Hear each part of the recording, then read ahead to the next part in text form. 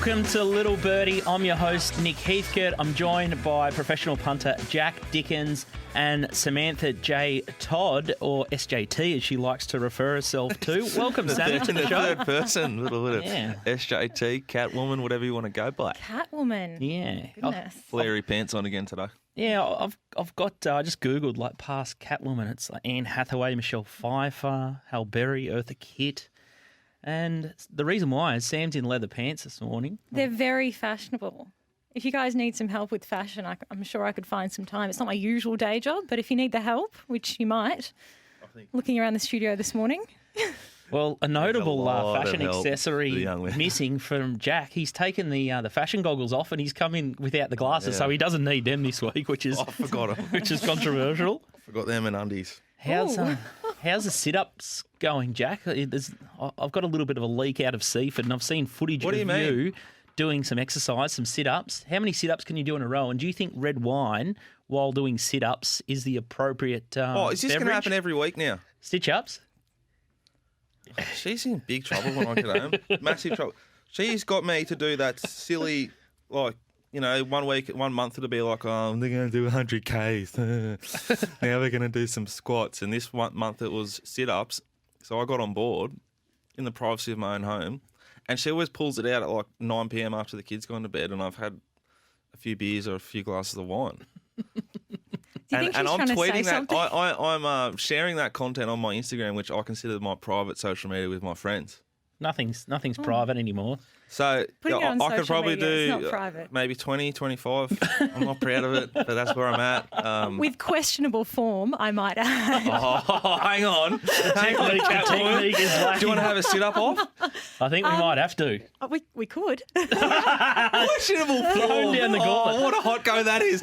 I've just had my form questioned by SJT. Unbelievable.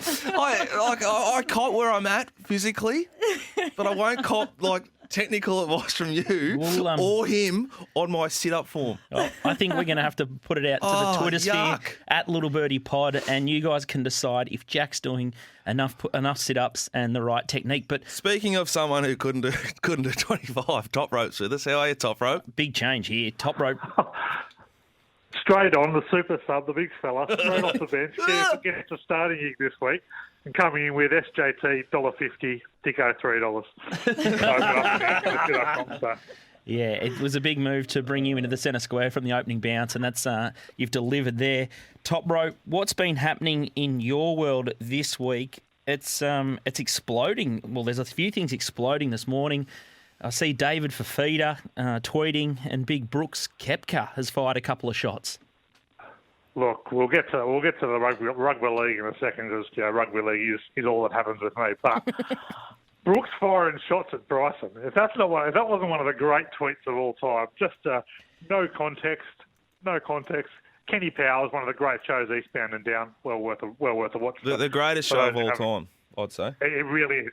I don't disagree with that. I think that might be the smartest thing you've ever said, DK. And the reference. Thank you. The reference to his tweet is early in the. It might be Series 1 when Kenny's sort of getting the background on KP and he's been sort of moved around a few clubs and he starts to slow down. Then he speeds up his pitch, and then he starts to go nuts at all the reporters because he's just so angry because he's got so much testosterone in the system because he's needle and the big shoulder. So it's a very clear reference to alleging that Big Bryson DeChambeau, who's just got length like all men dream of. But this is length on the golf course. Bryson's got proper length and he's starting to put it all together, and he killed him last week in Detroit. He not only killed him, he killed the cameraman who was filming him as well, which was a real lot of anger, a real lot of Kenny Powers like anger there. It was, wasn't it? You got to look after our brand. There's no one with a shittier brand in golf than Bryson DeChambeau. That's a big call. Everyone hates the bloke. Everyone hates the bloke. You know what? If you're on the wrong side of Eddie Pepperell, you're on the wrong side of me. And now if Brooks and Eddie are teaming up, then heaven help us, because he stands no chance with his sense of humour. Plus, do you reckon there'll be some backlash for that tweet from the PGA? The PGA loves sweeping. PGA Tour loves sweeping something under the carpet. When was the last time the PGA Tour punished anyone? I'm surprised O.J. Simpson hasn't been invited to punish on the tour. Anything goes with the PGA Tour. Apparently, the PGA tried to get Shooter McGavin on to do the promo for when they were coming out of COVID, and they had to do a bit of background check. And turns out Shooter's a real operator, like socially, real sleaze bag. Now, Masvidal's on this week in the UFC, but if you had Brooks and Bryson in the octagon, who would your money be with, Top Rope? Who do you like if they had to go bare knuckle fighting? Look, let's break this down a bit. Yeah. Bryson adding weight, Brooks losing weight. Brooks, of course, went on that cheeseburger free. Didn't do anything fun for God knows how long when he stripped down and got nude on the ESPN magazine. Bryson definitely angrier. Yeah, FYI, Royd will do that to you. Brooks allegedly. Brooks is a bit chill, so I would take Bryson in it, but I would definitely be cheering on Brooks. I thought Dustin Johnson gave Brooks a bit of a touch up once upon a time too. Well, the price on Brooks is drifting because Dustin Johnson is the most laconic and seems like the person who'd least be able to throw him. So. I'd like to see Gary Woodland in the mix. I think he could definitely take it to Bryson. I saw Gary Woodland at the President's Cup, and I've never in my whole entire life seen a man struck with more alpha swag than him. He flaps his hands as he walks down. Like his entrance to the octagon would be an all-time.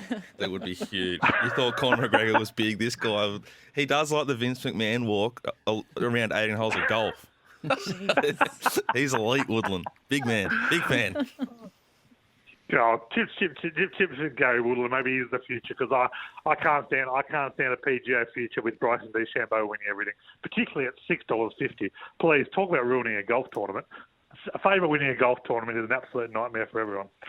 Tiger did it for 2 decades. Yep, and it was a nightmare for everyone. So let's move on. What are we doing as a show with our betting advice for the US presidential election? Is it all over? Is he done?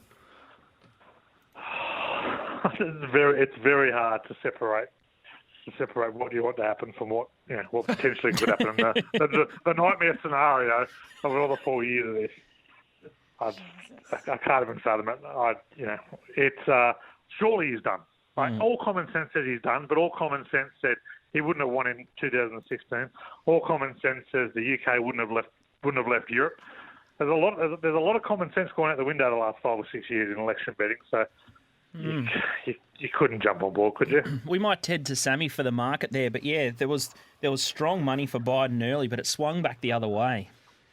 Come on, Todd. Sammy? I'm still looking for it. Should be quicker than that.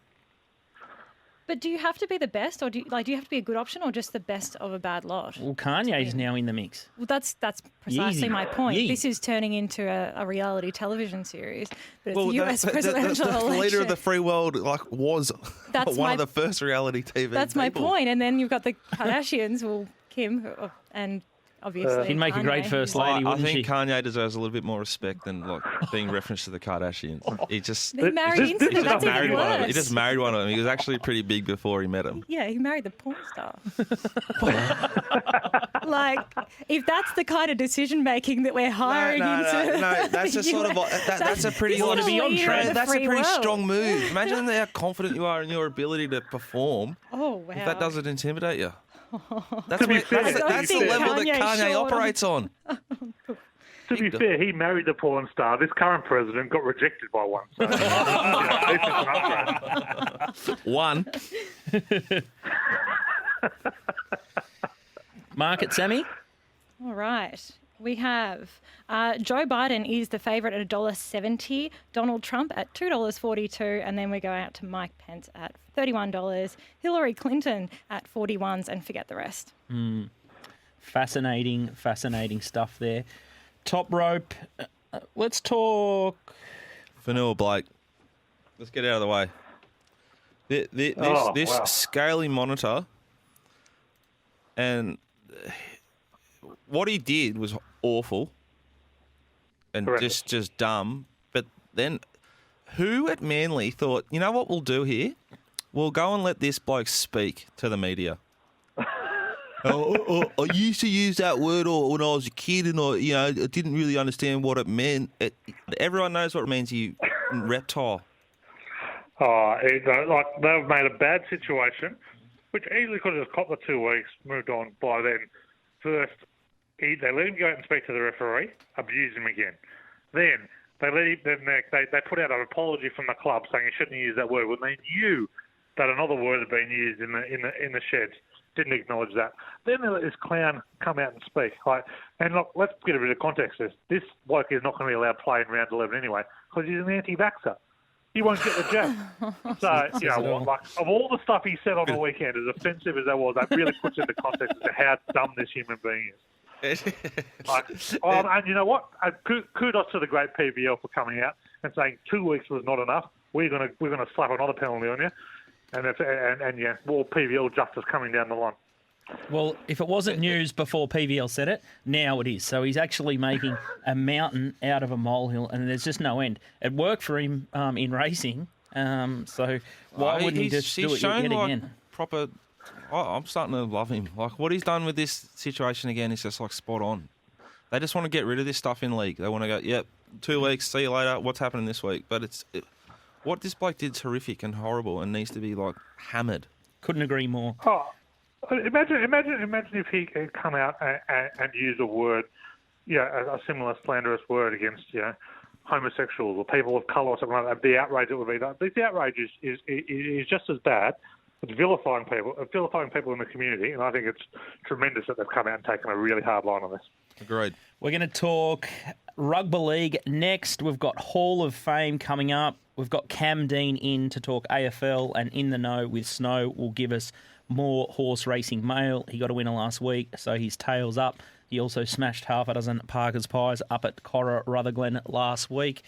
We'll take a break and have more Little Birdie for you soon. And if you're doing the form for the weekend, make sure you head to Punting Form. With 7 years of historic benchmark data and ratings, Punting Form is the #1 choice for horse racing professionals. Welcome back to Little Birdie. I'm your host, Scoot, with Dicko, Sammy and Top Rope Tedeschi's been on from the opening bounce. But it's time for our new segment with Sammy Todd, SJT. Who would you rather be? Well, with the latest news of Robert Smurden's disqualifications, I wanted to know if you would rather be Smurden or Lance Armstrong. Well, I don't think Lance is driving Ubers around the city. He's just got off. I am Lance all day long. He's got stacks more cash, and a lot of people still love him because they think that. Well, this is going to get me in hot water here, but in racing, there's in cycling racing, there's a much more sort of general belief that most of them are doing the same thing, so you need to be doing that to win. In horse racing, that sentiment's probably there a little bit, but definitely not as much. Allegedly. Top Rope, sounds like you have something to say. Yeah, it's just there a little bit. No one believes it regularly goes on. Lance has already processed all the fresh hell, so it's all behind him and miraculously somewhat come out unscathed. So I think, the Uber driving is a big enough punishment in itself for poor old Bobby Smurden. But I'm tipping he'd have a lot of pennies stashed away somewhere. But felt sorry for the Uber driver on Thursday after the lunch. Yeah, there's a definite theme. Aldico waffled his the whole way home on the Monash. Can talk. There's a definite theme to this show. Top Rope, let's start to talk NRL before we touch on Hall of Fame. I don't know where we start. Broncos, David Fafita, he's committing to the club, but what does that actually mean? David Fafita, I'd refuse to believe David Fafita's committing to the club. The most he's going to sign is a 1-year deal. I don't think he wants to stay at the Broncos. I don't think he can cop the Seabold. I think unbelievably, they've got salary cap dramas up there with that list.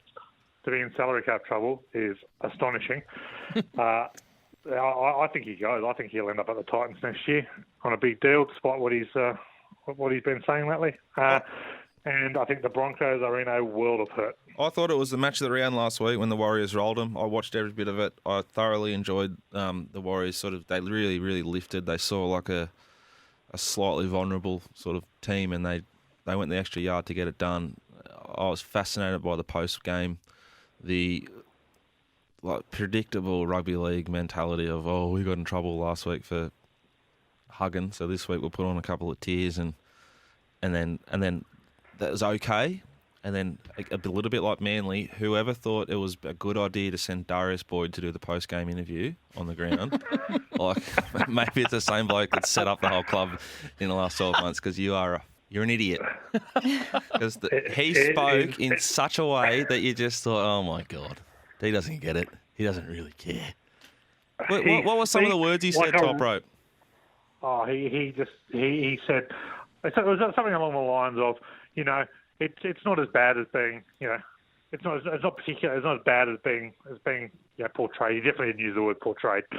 That was way too long for him, but that was the essence of it. He speaks like a really poorly constructed robot.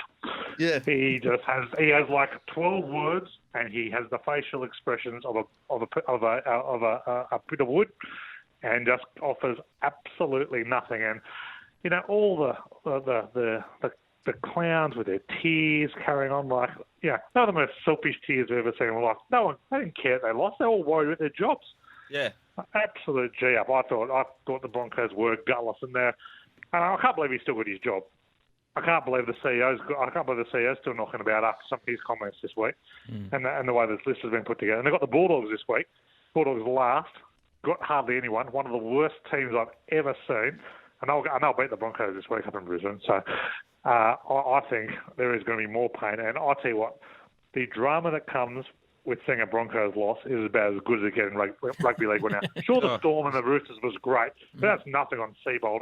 Seabold looking lost in the coaching box. Everyone distancing himself, no one talking to him. Oh, wonderful stuff. I thought it was a pretty big call for Jack to say that the Warriors-Broncos was match of the round. Storm Roosters, top rope. You absolutely nailed that. Plus, Cam Smith, plus 6 points.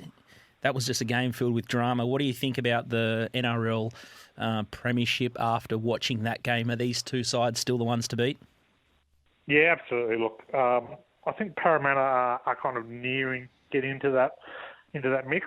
Usually defence is the key indicator for a premiership. The Eels are number 1 in defence at the moment. Roosters number 2, Storm number 3. Eels have had a bit of an easier run, but I think if I was having a bet on a grand final right now, to be the Roosters Storm for sure. I think that's the Storm did that without Cameron Munster. He's their most dynamic player. He is an absolute superstar. I know the Roosters had some injuries as well. I think this is, those two teams are operating at a level that few teams are. Like, I think the Raiders are 5th and 6th. They're favourites against the Storm this week. Like, that just defies belief for me. I'll be backing the Storm every time they're an outsider. It's usually money, and will be again this week. And Penrith Panthers rock solid again. You tipped them at the minus, so you're running hot last week. Up against the boys from the birthplace of modern Australia, God's country, solid shout. Sharkies. The Panthers are flying. I love the Sharkies this week. I think the Sharks are a massive runner this week. So, good record against the Panthers. Penrith have lost their winger Brian Tua, and usually wingers aren't that important, but he is real good on their kick returns. Really gets the set started a lot. So I think it'll be a low scorer. And I'm definitely happy to take the 5.5 points and offer the Sharks. Sharkies flying under the radar a little bit. They're putting a couple together. 3 on the trot. Sean Johnson leading the Dally M medal, I think he is, or second or third. They posted 40 points their last couple. Smashed up Manly, smashed up the Titans. This is a much stiffer test, but they're playing pretty good footy. They're playing real good footy. I think moving Fafita to the bench and starting Hamlin Ueli has been a super move, almost akin to starting Tedeschi off the opening bounce this week on the little birdie pod. One of the great coaching moves. The Roosters is, tonight against the Cowboys up at Townsville. Sammy Todd with the odds. Yeah, well, the Roosters are the clear favourites here. They're minus 12.5. You can back the Cowboys, though, to take out the win at $4.60 top rope. What are you doing? I feel sick about it. I feel absolutely sick, but I'm taking the Cowboys plus 2.5. You've always got to take a home underdog that big. It's just holds up. Home underdogs of 8 or more, 89 and 56 against the spread since 2008. 23-10 against the spread over that time in the first 10 rounds. There is absolutely no way you could lay it on the Roosters. Saying that, if the Roosters come in 1 by 50, wouldn't surprise me that much the way the Cowboys tackle. But the numbers just dictate the Cowboys plus is a bet. I like some of their team changes. They've made some changes to the three-quarter line. Hamisio, Tabuai Fido, the young speedster, probably the fastest player in the NRL, back in the team, playing fullback. Holmes on the wing. Like them to cover the 12.5, but like, not love. And so if the Roosters are a chance to just absolutely kick away here, would you take the overs on 44? Yeah, I would be taking the overs on the 44. I think that the overs have hit in 7 of 8 Cowboys games this year. The Roosters are the best attacking team in the comp. I think the overs is the only way to bet this total. Okay, one of our biggest market movers in the NRL has been the Illawarra Dragons from plus 4.5 into plus 2.5 last night, and looking at it again this morning was plus 1.5. So do you think it'll stay at around the 1.5, or do you think it'll get back out? No, I think they've got favourites, the Dragons. I think the money's going to keep pouring into the Dragons. Every sharp, I reckon, will be on the Dragons, or already is on the Dragons. Okay, well, it's 208. They've got a good record against. So, yeah, I think they can not only cover, I think they can win. I'll be having a little bit on the 13 plus. They've got a great record against Manly. Manly covered just 5 of their last 21 as a favourite away from Brookvale. That's a horrendous record. They're not good favourites. They've lost Fanua Blake, no Tommy Turbo, no Dylan Walker. That's 3 of their probably 5 best players. They're looking very thin on the ground at the moment. They've got no points in them. I think the Dragons have covered 4 straight. Absolutely a bet. What about the Eels v the Knights? I thought the Knights were pretty brave last week. It's a proper test for them, though, against the Eels. Yeah, I think at home, I think it's the market's about right. If you can get plus 4, I think it's plus 4, plus 3.5. 4's a big number there. I'd be taking the plus. Yeah, plus 4. I think Newcastle 111 in the last 14 is playing pretty well. And you've got to remember, the Knights have been horrendous for the last 3 or 4 years. So that's a pretty surprising record. I know the Eels haven't been great themselves, but the home underdogs are 4 or more. Cover at 61% off a win. They are brave. You're spot on there. They're absolutely one of the bravest teams in the comp. They defend well. I think it'll be a low scorer. I'd rather be on the plus than the minus. That's for sure. Best for the weekend? I'll be backing the West Tigers plus 5.5. The West Tigers off the stick. I have them priced as favourites. So this is one of the bets of the year at the moment. Say that again for the listeners, please. Bet of the year. So West Tigers. West Tigers, I price them up as favourites. It's essentially a neutral stadium. South are overrated. They are winless in 4 games against top 8 teams this year.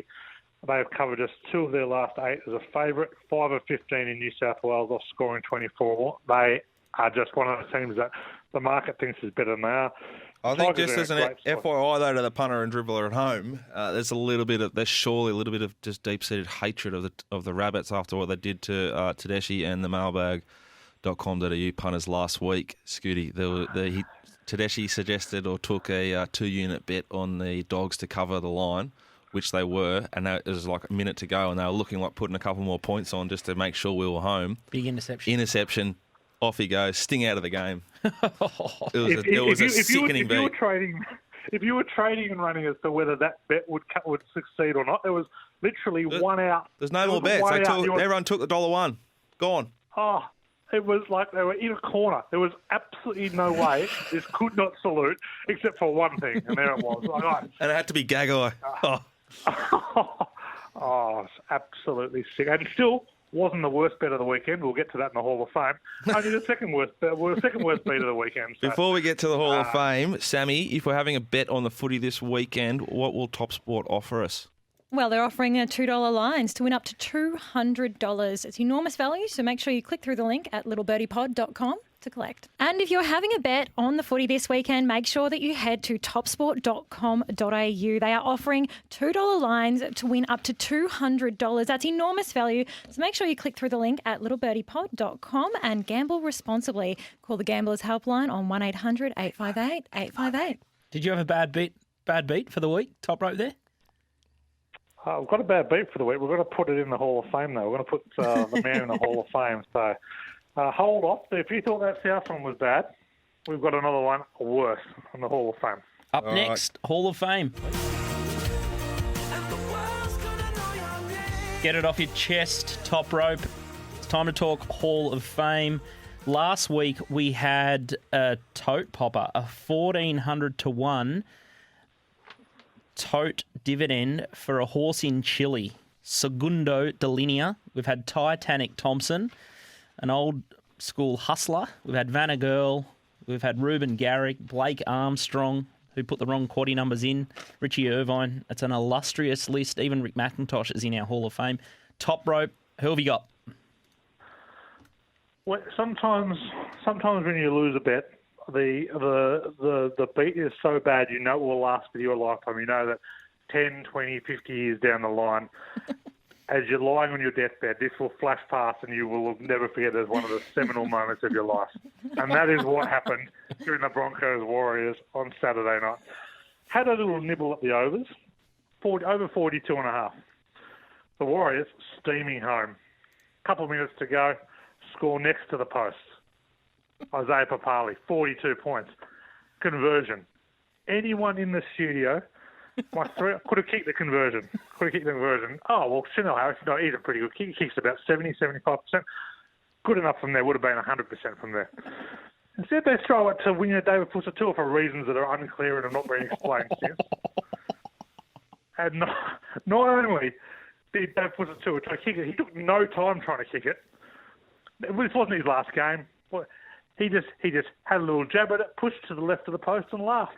Now, in my hurt, that laugh will stay with me forever. In my hurt, I thought I need to salvage something from this, and I just did my best to empathise. If I was on the under, that is heroic. That is Hall of Fame worthy. That is heroism. I think that's outstanding. And there's a bit of there's a message in that for us all. There's a bit of a hard time at the moment with this COVID rubbish. Have a bit of empathy for other people. Hope you have a bit of gratitude, and you get through it a little bit sweeter. Beautiful, beautiful little Hall of Fame entry from Top Rope. Yeah, your sick beat is a turning point in someone else's betting career. It is incredible. I've got an absolute beauty from Tristan Merlehan himself.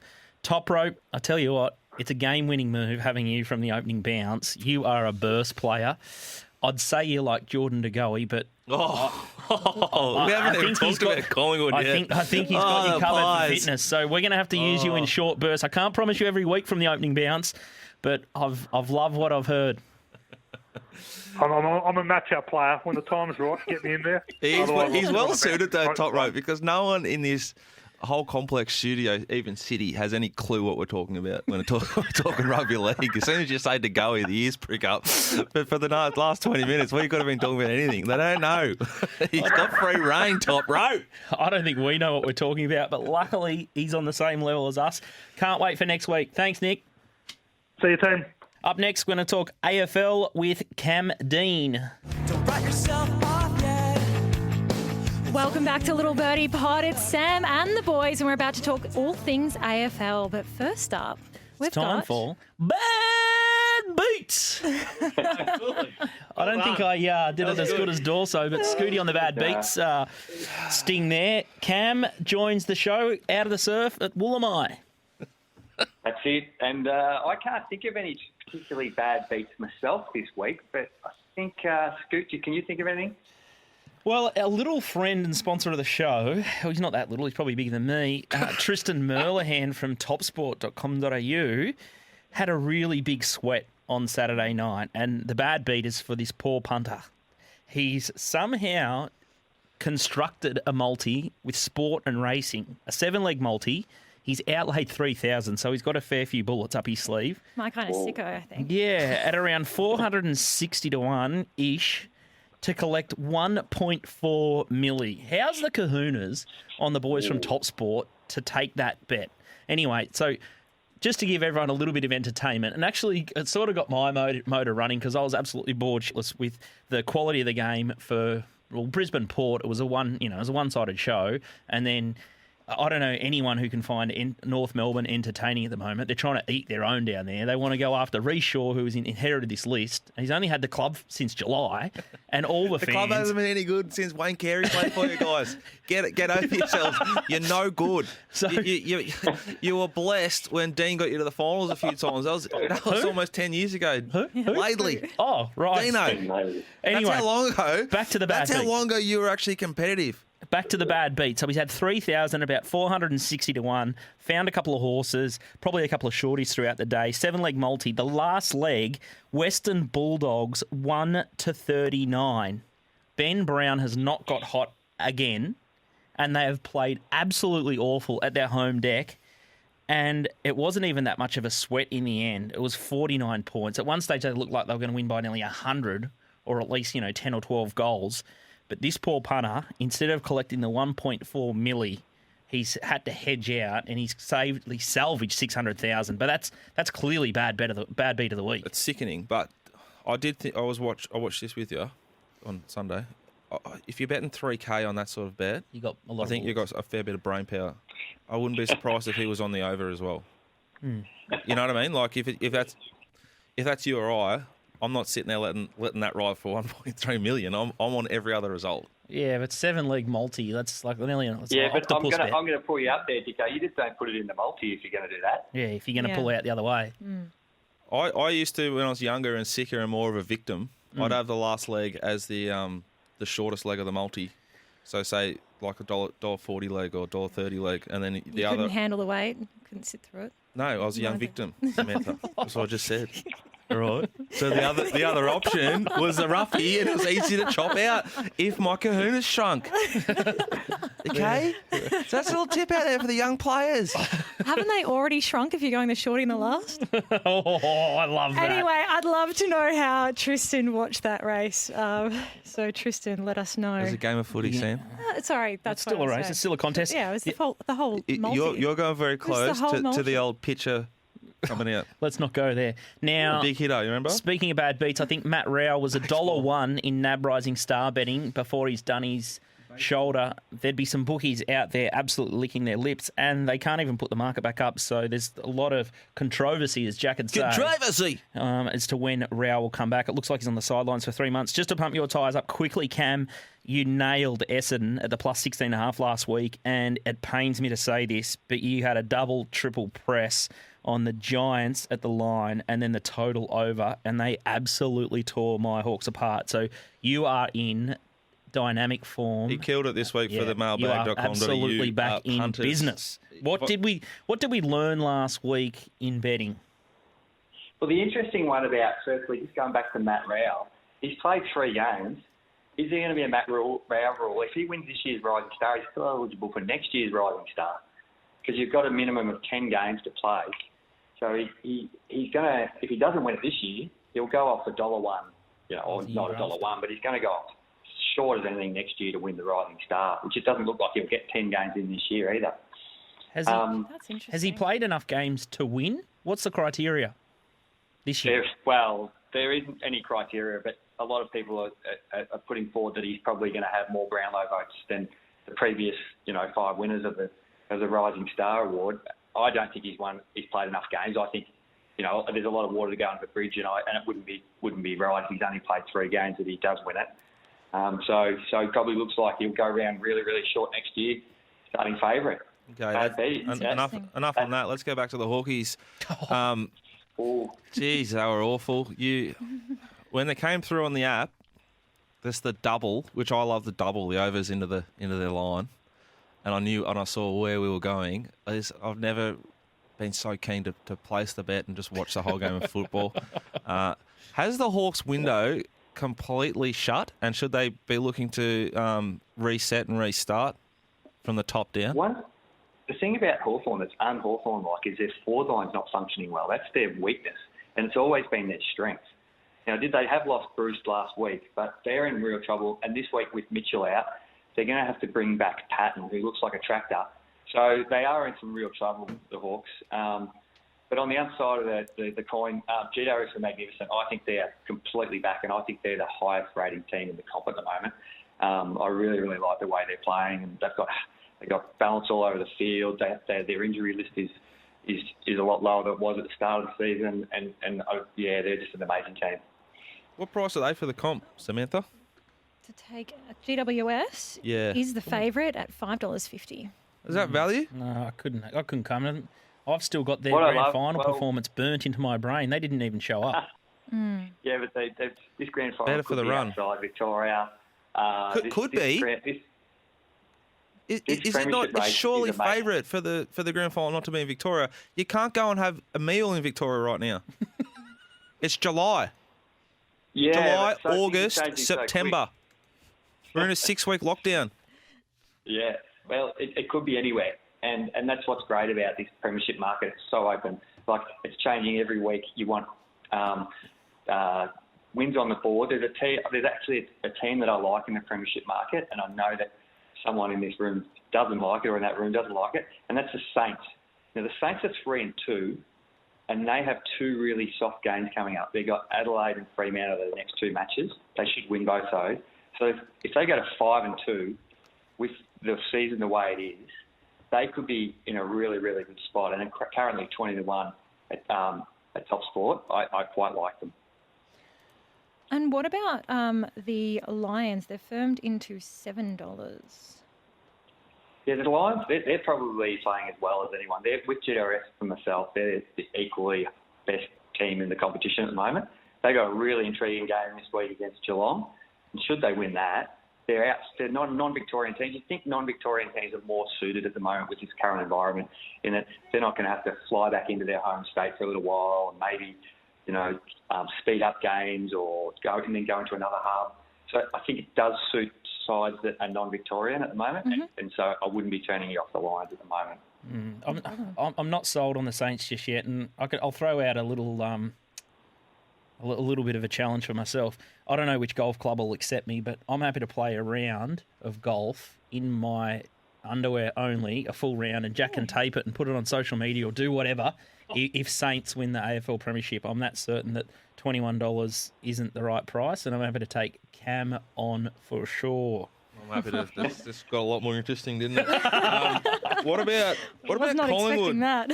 Collingwood, Cam. Like, there's now been like sort of repeated signs to me that there's not all is sweet inside the club. Like, what Steele Sidebottom did when I think about it, as a vice captain, it's not sweet. No, and De Goey's gone now too, side bottom, and Howe. So, like, in 4 weeks, if they build some momentum and he comes back, and then the next kid, like, there's going to be 300 or 400 people on young footballers on the Gold Coast.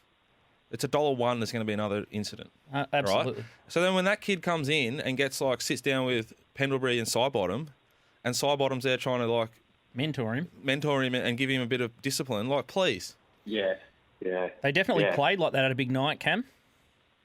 Yeah, and they're not the only team that's struggling. Like previous year, last year, really good side, highly rated side. Them Tigers and Eagles, they're all similar. They're not playing well. Their players, like, they don't seem to be in good mental state. The team, they're through various issues, whether it's Sidebottom or through the Tigers not really wanting to go to a hub, or West Coast not being happy in a hub. So once again, that's what really opens up the premiership market. And that just leads me to this week's game with the Tigers. They've got 6 big outs this week. They're huge outs. And collectively, you might say Cochin, Prestia, Edwards, Hawley, Lynch, Nank. They might all be worth 2 or 3 points to the rating of that team. But you put them all together collectively, what does that mean to the team? It could be anything. And so it's a really, really intriguing game. And it's, it is a little bit of guesswork, because you'd probably have Richmond, like 20-point favourites in this match if they had their full side in. And currently, Sammy, what's the market there? It's 3.5-point favourites. I see you tipped 3.5 points. You tipped out the Swans early at the plus. Are you going to go back the other way and try and get the split there, Cam? Or Sydney can't pick up their feet? I'm not just saying that because just to rev up Jack. Yeah, and just for reference, when Scoots, what you just said is that earlier in the week, via the mailbag.com.au, Cam's already sent a bet on the Swans at what was the bet? Like the plus what? plus 6.5. So now there's an opportunity as the shopping. line swings for a split, which is what Scooty said, which So means take the minus back the other way. yeah. Yeah, Scoot, I'm definitely considering it. I've even, I'll have a look at the sides when the teams are announced. I see that the Swans are playing 2 debutants this week, so they're starting to trial things themselves. I'm a bit, they're not a great side, so you can't have much faith in them. Sounds like I'll have to watch one more. Do you, is it really hard to factor in, so with the Pies and the Tigers, who aren't going well, Pies awful, they've been living at home in that good pattern of their own life that they used to, training and playing footy. Now they've got another massive hurdle to jump. They're in Queensland. It's not a positive, is it?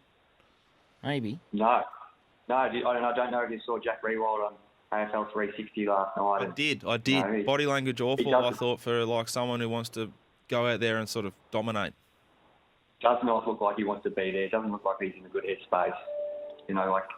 His circumstances, he's got a family, fair enough, but, that suits younger kids that don't have those situations. So the Tigers have just lost, 6 key players, and then they've got one of their, senior leaders, look with that sort of attitude. That's why it's hard to be, have any faith in the Tigers this week as well. And match of the round looks like it's GWS and Port Power.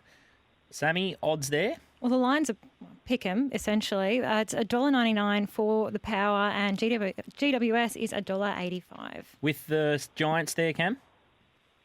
Yeah, with the Giants there, the thing is, Metricon Stadium, Port have been spending a bit of time there, so it probably does lean a little bit to Port, but as I said, I love what GWS are doing at the moment, so I think the market may even move towards Port there, and I'll be on GWS on the jump on this game. Cammy, best bet for the weekend, mate? I would say that my best bet for the weekend is I've been on North for 3 weeks in a row. They've covered one of those lines, just like a last-minute cover, backdoor cover against the Hawks. They have lost Cunnington, and they've lost. They could potentially lose Higgins. Essendon, I think, are going a bit better, and they'll get a few back. Essendon minus 7.5 against the Kangas. Finally got off the North bandwagon. Sammy, if we're having a bet. Well, that's what I was about to say. So if you're having a line bet there, you might as well go to topsport.com.au because they're offering $2 lines to win up to $200. $200. Most of the joints, $20. $200. That's a good bet. It's spot on. And make sure you are gambling responsibly, though. And if you're worried about yourself or a loved one, head to Gamblers Helpline on 1-800-858-858. Thanks, Cam. We'll get you next week. Cool. Thanks, guys. Up next is In the Know with Snow, and we'll talk ponies. And a charity bet from JT. Catwoman. Welcome back to the Little Birdie podcast. It's Sam and Dicko and Scoot, and we're welcoming one of our favourite guests to the show. The regular. He's actually he's part of the show. He's not a guest. He's a snowman. He's our man from the Trainer's Hut. Snowy. Scoot, Dicko, Sammy, how are we? Good. We're good, and hopefully... You sound pretty fresh, doesn't he? Yeah. Fresher than normal. Have you crossed the border back into Victoria? Because there's a fair bit doing up on the Mighty Murray, and news just in is that PVL has banned horses from Victoria going into New South Wales. Snow, are you back from Corowa? Are you over the border? Are you safe, little man? I am safe, back in Melbourne, come back Monday, but yeah, crazy times, isn't it? What happens if you're on the boat on the river? I know you love getting on the boat on the river, you two. What are the rules now? Well, I got told they're going to have drones going up and down policing it. Have you heard that, Scooter? Yeah, but... You'd be risky having a drone, wouldn't you, out in the bush, you know? Snowy's old man just get out the rifle and bang! There's about 8 million crossings across the Murray, and I just don't know how they're going to police it and deter people that really want to get across. And they've given themselves up. The cops have told everyone where the major stations are. So, hello, if you want to get across, you're still going to get across. And my mail is from Albury this morning that not only just the causeway, from South Albury right back up to the main drag in High Street, Wodonga, is an absolute cut. It's like Burke Street. You can't move. Does it surprise you not at all that these people have yet again not thought it all through? No. Yeah, are you shocked that we're in another cluster? Exactly. Snowy, you're back in form. You found a winner last week. What have you got this week for us? Winner. It was a good win last week, Sense of Honour, wasn't it? Yeah, Still a really. bit raw, but got the job done. Really brave win. You did well. The mail was great. Unlike you to just talk yourself up there, big fella, right, as well. I'm consistent at that. From the Mick Price yard this week, right you are. It's in the 3-year-old handicap 2,000 metres. 3-year-old gelding last start ran second at $4.60 to Persan, who absolutely pissed in Yeah, it was on impressive. Saturday on finals day. This is a proper form line. This horse is fourth up. Likely ridden by the GOAT, I assume, D. Oliver. Very, very hard to beat wherever it goes. And the second one this week was from the Clint McDonald yard, and that was Causeway Girl. She's in a mares race, BM90, 1100. She's had a little freshen up, but I was actually with Clint last night, and he was pretty keen on her chances this weekend. So you've hang on, just back up for a sec. I love it when you tip a Clint McDonald horse because they usually are off the map. So punters, as soon as markets are open, get your trigger figure ready. But I tell you what, there's a fair bit of whiskers and controversy about you and Clint on the eve of lockdown, just going out for a couple of quiet sherbets, a couple of beers. Look, I was going to keep this quiet, but Dry July copped a little hit last night. Oh, Jesus. You weren't on the bike this morning, were you? You would have blew the bag. Oh, I was on the bike, but he did ring me out and he goes, "Look, mate," he goes, "we've got one last visit to the pub. I'll see you in 20 minutes." So we did celebrate and have a few last night. What were you celebrating? The fact that you can't go out? Well, we're just celebrating. It was the last time we could drink at a pub in 6 weeks, so we just found the excuse. But anyway. How's the golf game, Snowy? I noticed Jack hasn't invited you out, but how did you hit him? I saw some Twitter action or Instagram, social media, and it was in the fog. Are you in form? Can you beat him next start? Oh, I think I'd be odds on to beat him. I hit him real well. It was very foggy, but it was pretty lucky because I always hit him up the middle, so I knew where to find mine. But it was a very heavy fog Monday morning. Well, hit a lazy Unlike you to be hit a confident. lazy 45. 45 Points? Yeah. Oh, wow. hot go, yes. Bandit. You score that yourself, did you, champion? Unbelievable. Look, depending on the COVID regs, I have booked a round for 4 bikes Sandhurst Friday morning. You're invited, but you'll have to get a car, I guess. You can't ride your little pushy that far, but you are welcome if you want to take the knock. The other horse is Causeway Girl for Clinton McDonald, yeah? Yes. 39 days since it last run, a little bit of a freshen. Always a little bit scary as a punter, that. So it's very helpful to get the push here from the stable.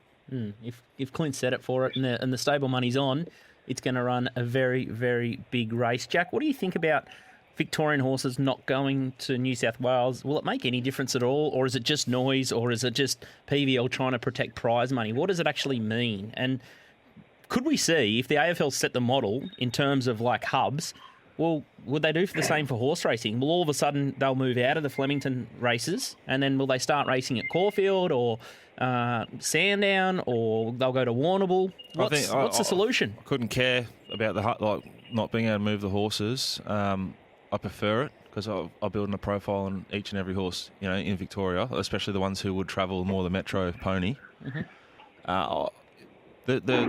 The less they move the horses, I'd say the easier it is for someone at home who wants to get on to puntingform.com.au and start building a database of their own on ponies. Because the easiest way to get started would, if my little brother or your little brother wanted to start, I'd say start in Perth. Because they've got a small pool of horses, small pool of jockey, small pool of trainer. You can start to understand what goes on.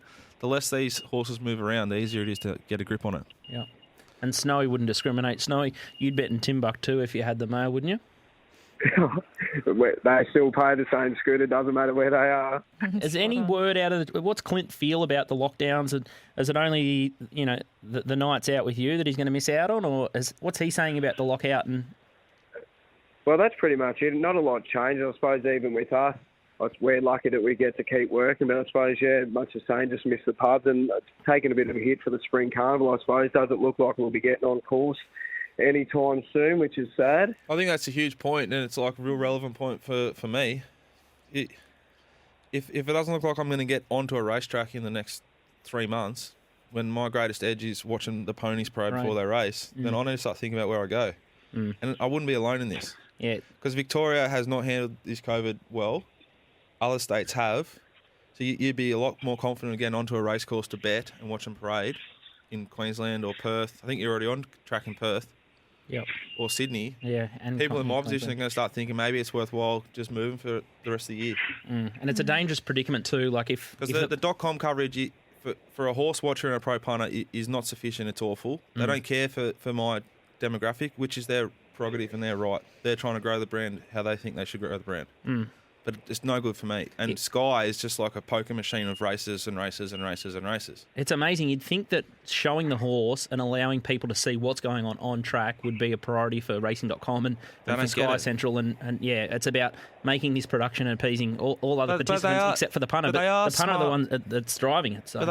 But maybe they think they're not imbeciles. You know, like they would have justification and deep reasoning behind what they do. And it just doesn't suit what I want.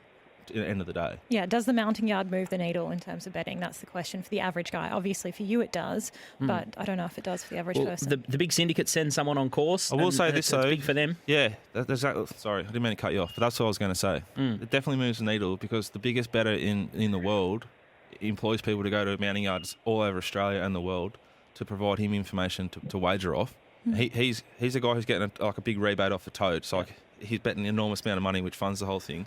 But I will work for free for .com, for RSN, for SEN.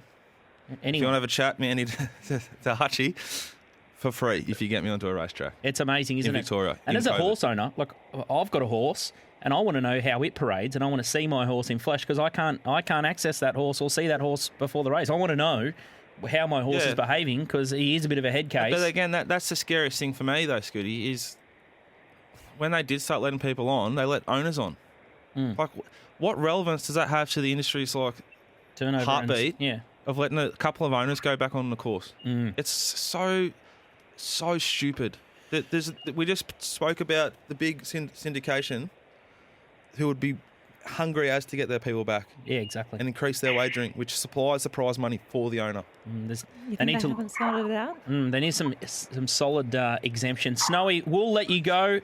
Thanks for the mail, and let's hope that Clint can hit the line and he's got some beer drinking money when COVID opens up. It's good to hear from you guys. Have a good one. I love you, Snow. See ya.